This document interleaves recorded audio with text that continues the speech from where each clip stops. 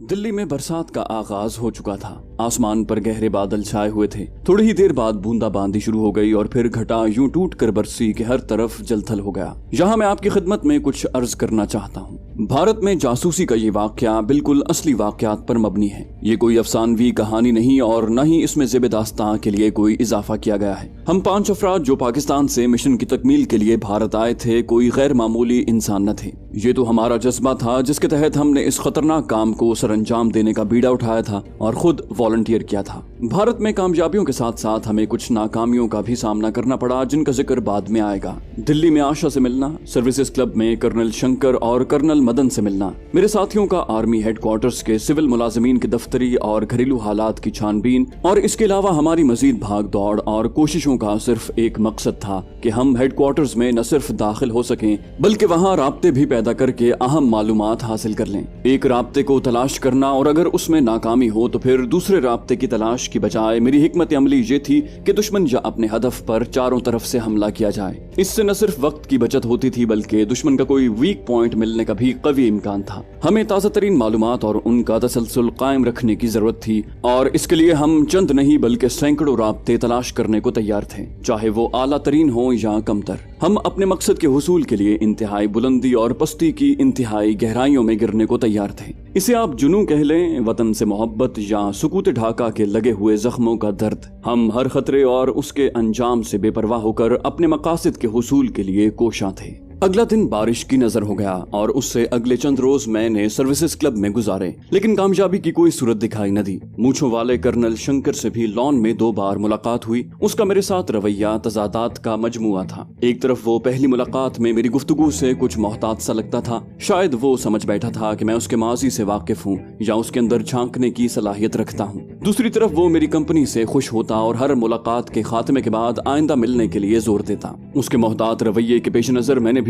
उससे कभी हेडक्वार्टर्स के मुतालिक बात नहीं की थी। एक रोज मैं उसके पास 7 बजे शाम गया तो वो अपने कमरे में था। मैंने दरवाजा नॉक किया तो बैटमैन ने उसे बताया और मुझे सिटिंग रूम में बिठा दिया। कर्नल शंकर के पास 2 कमरों का सेट था, बेडरूम और सिटिंग रूम। थोड़ी देर बाद कर्नल वर्दी पहने बेडरूम से बाहर आया। उसके हाथ में ब्रीफकेस था। उसने कहा कि वो एक अर्जेंट मीटिंग के लिए हेडक्वार्टर्स जा रहा है, इसलिए वो मेरा साथ न दे सकेगा और मैं सोच रहा था कि इस ब्रीफकेस में न जाने कितनी अहम फाइलें होंगी। इतनी मुख्तसर बात के बाद हम दोनों बाहर आ गए। पार्किंग में एक हिंदुस्तान गाड़ी हेडक्वार्टर्स के नंबर प्लेट के साथ खड़ी थी। कर्नल ने हाथ मिलाया और तेजी से गाड़ी स्टार्ट करके चला गया। अगर मुझे पहले से इस शाम के हालात का इल्म होता तो मैं अपने साथियों के हमरा इस ब्रीफकेस के हुसूल के लिए कर्नल को खत्म करने से भी गुरेज न करता, लेकिन अब ये बेसूद था। उस ब्रीफकेस के हुसूल के लिए मुझे शेर की ताकत के साथ साथ लोमड़ी की चालाकी को भी इस्तेमाल करना था। मैंने फैसला कर लिया कि कर्नल के बैटमैन को फांसने की कोशिश करूंगा।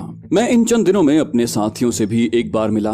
वो सब अपनी कोशिशों में मसरूफ थे, लेकिन अभी तक कोई खातिर खा कामयाबी न मिली थी। हमने हिसाब लगाया कि जितने कम अरसे में हमने अहमदनगर की फाइलें पाकिस्तान भिजवाई हैं, इस बड़ी कामयाबी से हमारे सीनियर्स हमारा खासा बुलंद इमेज बना चुके होंगे। कॉन्टैक्ट की आमद में भी वक्त कम रह गया था। फाइलों के हुसूल में कामयाबी पर हमें अपने सीनियर्स का रद्द अमल भी देखने की ख्वाहिश थी। मैं चाहता था कि इस बार भी अपने कॉन्टैक्ट के जरिए मजीद मवाद भेजूं। इसके लिए मैं कर्नल शंकर के बैटमैन को एक बार टटोलना चाहता था। अगर वो हाथ ना आता तो फिर घी तो निकालना ही था, चाहे टेढ़ी उंगली से निकालना पड़ता। इस दौरान आशा का फोन आया और उसने मुझे कहा कि शाम को 4 बजे अकबर होटल की कॉफी शॉप में उसे मिलूं। मैं 4 बजे अकबर होटल चला गया। कॉफी शॉप में आशा एक खूबरू जवान के साथ बैठी हुई थी। मैं अभी इसी शशुपंज में था कि उनकी टेबल पर जाऊं या न जाऊं कि आशा ने आवाज देकर मुझे बुलाया और उस जवान से मुतारिफ भी करवाया। वो MES के एक ब्रिगेडियर का लड़का था और जेर तालीम था। आशा ने या तो मेरा कुर्ब हासिल करने के लिए मुझे जलाने की कोशिश की थी और या फिर वो उसके शौहर के ठेकों में एक और ठेका हासिल करने का जरिया था। वो जवान फोन करने के लिए लॉबी की तरफ गया तो आशा ने बताया कि मेरा दूसरा ख्याल दुरुस्त था। मैं उनकी टेबल पर करीबन आधा घंटा बैठा रहा। इस दौरान आशा कभी उस नौजवान के करीब होकर सरगोशी में उससे बात करती और कभी बेतकल्लुफी से मेरा हाथ अपने हाथ में लेती और उस नौजवान से मेरे चाय के कारोबार को बढ़ा चढ़ा कर बयान करती और कभी मुझे उसकी शय खर्चियों का बताती। मुझे बहुत जल्द ही महसूस हो गया कि आशा का मुझे यहाँ बुलाने का मकसद बैक वक्त 2 शिकार करना करना था। वो हम दोनों में रकीबाना जज्बात पैदा करना चाहती थी ताकि हम दोनों से अपने मकासद पूरे कर सके। आशा से दोबारा जल्द मिलने का वादा करके मैं उनके टेबल से उठाया। आशा ने मुझसे तारुफ के बाद बहुत जल्द ही अपनी निजी जिंदगी के बारे में जो कुछ बताया था, मेरे ख्याल में उसकी वजह अज़दवाजी जिंदगी की महरूमियां और उसके शौहर का उसे महज ठेके हासिल करने के लिए इस्तेमाल करना था। जयचंद जैसे बूढ़े से उसकी शादी की वजह उसके वालिद की माली मजबूरियां थीं, लेकिन जयचंद ने भी अपने कारोबार में उसे इस्तेमाल करना शुरू कर दिया था और अब ये पढ़ी लिखी जवान हसीन औरत अपने शौहर और अपने समाज से बागी हो चुकी थी। जब मैंने उसे कहा कि मैं गैर शादीशुदा हूँ, बम्बई में खासा बड़ा कारोबार है और उसके हुस्न से भी बहुत मुतासिर हुआ हूँ, तो ऐन मुमकिन है कि आशा ने अपने मुस्तकबिल को मेरे साथ वाबस्ता करके सुनहरे सपने देखने शुरू कर दिए हों। बहरहाल आशा के रवैये से मैंने महसूस किया कि वो फिलहाल मेरे काम नहीं आ सकती और अपने होटल पहुंचते पहुंचते मैं ये फैसला कर चुका था कि आशा को स्टैंड 2 पोजीशन पर रखकर दीगर मुमकिन जराए को इस्तेमाल करूं, जिनमें मेरे साथियों की मुहैया करदा मालूमात, कर्नल शंकर का बैटमैन और अशोका और अकबर होटल में शामें गुजारने वाले फौजी अफसरान और उनकी बेगमात शामिल थी।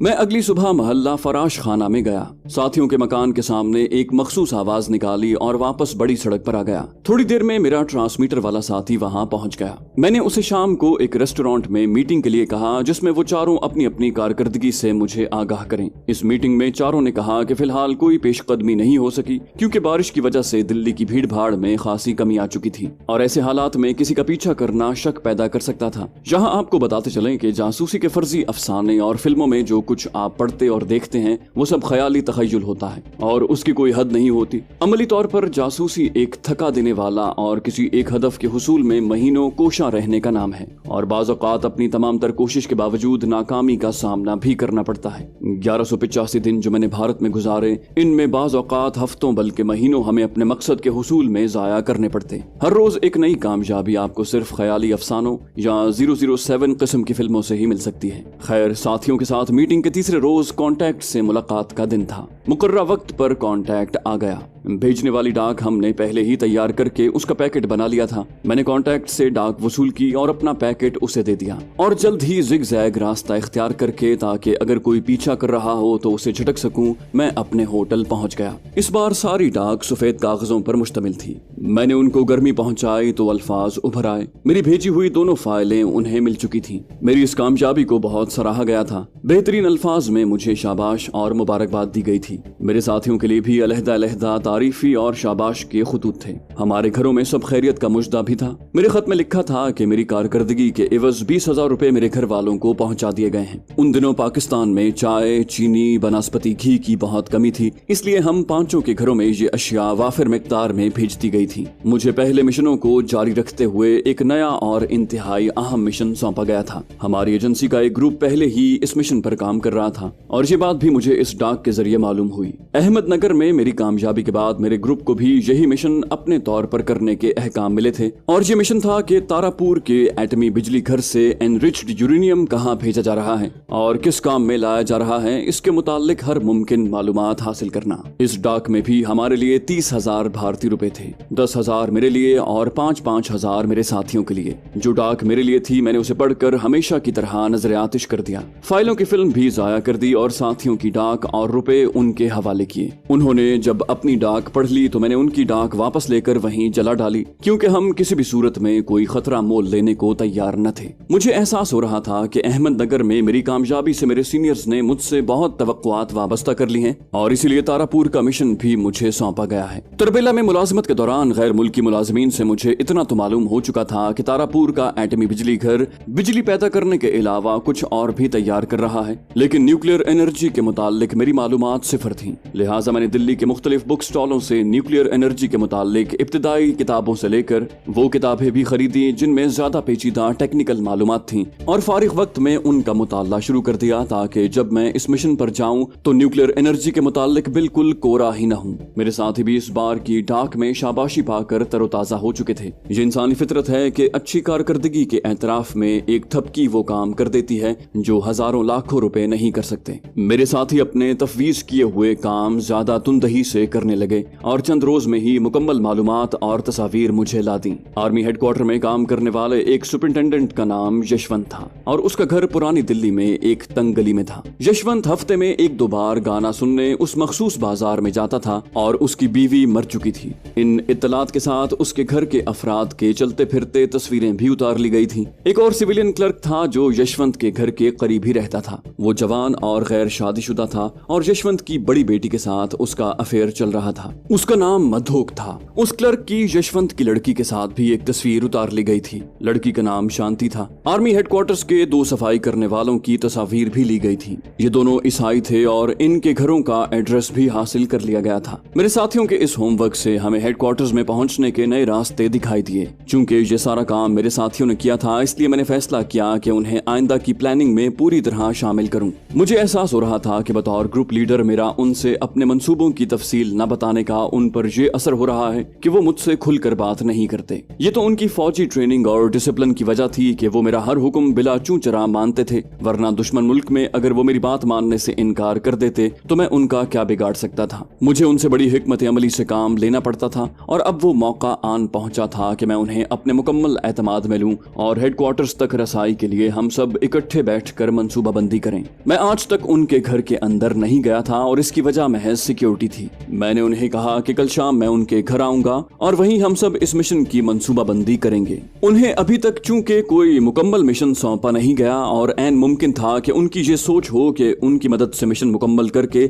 सारा क्रेडिट मैं खुद लेना चाहता हूँ। अगर उन्हें ये गलत फहमी थी तो मैं इसे भी दूर करना चाहता था। हालांकि ऐसी कोई बात नहीं थी। मैं सिर्फ एक बात से खौफजदा था कि वो जूनियर रैंक्स से थे जिनका काम सिर्फ अहकामात की तामील करना होता है। वो दिमाग से जरा कम ही काम लेते हैं। अगर खुदा न खास्ता हालात कहीं बिगड़ जाते तो वो संभाल न सकते थे और यूं सारा खेल ही बिगड़ जाने का खदशा था। उनका ग्रुप लीडर बनाकर सारे मिशन की और उनकी जिम्मेदारी मुझे सौंपी गई थी। बहरहाल अब हालात का तकाजा था कि मैं उन्हें अपने मिशन में शामिल करूं। अगली शाम मैं हस्बे वादा उनके घर गया। वहां इस मिशन का तफसीली जायजा लिया गया और ये फैसला हुआ कि 2 स्वीपर्स को मेरे 2 साथी अलग अलग हैंडल करेंगे और सुपरिटेंडेंट यशवंत के बारे में मेरे साथी ये पता चलाएंगे कि वो किसी मखसूस बाला खाने पर जाता है या मुख्तलिफ बाला खानों पर। यशवंत के मुतालिक मतलूबा मालूमात मिलने पर मैं उसे हैंडल करूंगा। ये फैसला होने पर सब मुतमईन थे। मैंने स्वीपर से राब्ता करने वाले साथियों को मजीद हिदायत दी और रात का खाना खाने के बाद वापस लौट आया। अगली 3 शामें मैंने अकबर और अशोका होटल में गुजारी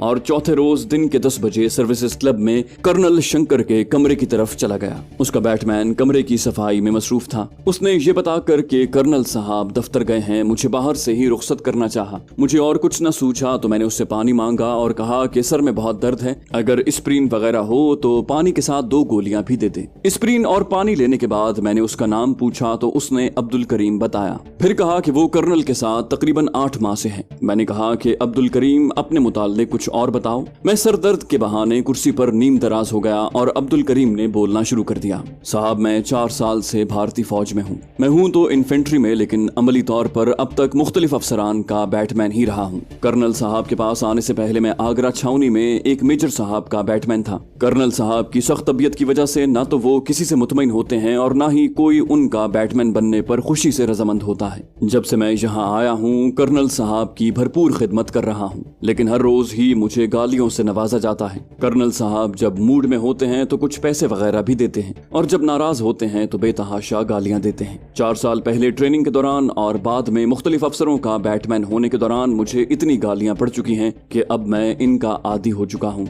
और अपनी किस्मत पर शाकिर हूँ। फौज छोड़ने की भी कोशिश की लेकिन नाकामी हुई। न माँ बाप जिंदा हैं और ना ही शादी की है। अब्दुल करीम बड़ी सुथरी उर्दू बोल रहा था। मैंने पूछा कि तुम रहने वाले कहाँ के हो? वो बोला हुजूर लखनऊ मेरा आबाई वतन है। वालिदैन के घर में तो गुर्बत ही देखी, लेकिन वो कहा करते थे कि मेरे दादा नवाब थे। वालिद मरहूम ने भी खानदानी रिवायात को बरकरार रखते हुए अपनी वज़ादारी का भरम कायम रखने के लिए जो थोड़ी बहुत जायदाद और रिहायशी हवेली थी पहले वो रहन रखी और बाद में बेच डाली। जब मैंने होश संभाला तो घर में गुर्बत ही देखी। अभी 10 साल का भी नहीं हुआ था कि 1 साल के अंदर चंद माह के वक्फे से वालिदैन का इंतकाल हो गया और मैं बिल्कुल बेआसरा रह गया।